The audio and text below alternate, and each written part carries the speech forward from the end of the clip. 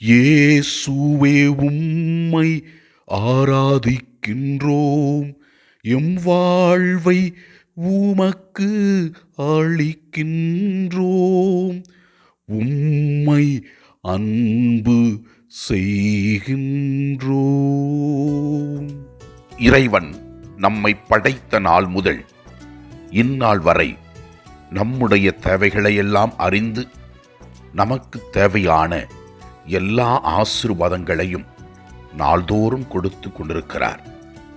இறைவா, ஏழைகள் மீதும் மற்றும் வாடுவோர் மீதும் உமது இரக்கம் கடந்து வருகிறது. நீர் செய்கிற எல்லா நன்மைகளுக்கும் நன்றி சொல்லி உம்மை ஆராதிக்கின்றோம். முதல் வாசகத்திலே நாம் இவ்வாறு வாசிக்கின்றோம். நானே உன் கடவுளாகிய ஆண்டவர், உன் கைகளை பற்றி பிடித்து கொண்டு அஞ்சாதே, உனக்கு துணையாயிருப்பேன் என்று கூறுகின்றார். மேலும் ஏழைகளும் வறியோரும் நீரை தேடுகின்றனர், அது கிடைக்கவில்லை. அவர்கள் தாகத்தால் நாவறண்டு போகின்றனர். ஆண்டவராகிய நான் அவர்களுக்கு பதிலளிப்பேன் என்று கூறுகிறது. இந்த இறை வார்த்தைகள் எவ்வாறு இறைவன் நம்மீது கருசனையோடும் அன்போடும் இரக்கத்தோடும் இருக்கின்றார் என்பதை வெளிப்படுத்துகின்றது.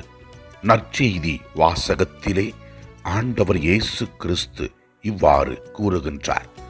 திருமுழுக்கு யோவானை விட பெரியவர் எவரும் தோன்றியது இல்லை என்று நம் அனைவருக்கும் தெரியும்.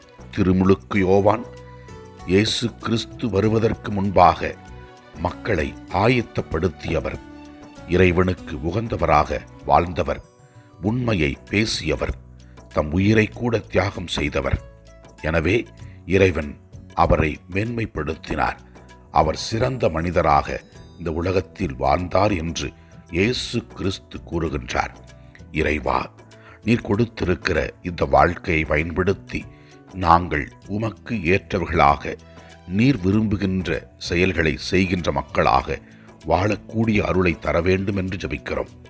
உலகில் உள்ள ஏழைகளுக்காகவும் அனாதைகளுக்காகவும் கைம்பெண்களுக்காகவும் ஜெபிக்கிறோம். இறைவா, நல்ல உள்ளங்கள் முன்வந்து இவர்களுக்கு உதவி செய்ய நீர் அருள் புரியும். ஆண்டவரை நோக்கி நமக்காகவும் நம்மோடு இருப்பவர்களுக்காகவும் ஜெபிப்போம். எல்லாம் வல்ல இறைவன், தந்தை, மகன், தூய ஆவியார் நம் ஒவ்வொருவரையும் ஆசீர்வதிப்பாராக. இயேசுவுக்கு புகழ். மரியே வாழ்க. ஆமென்.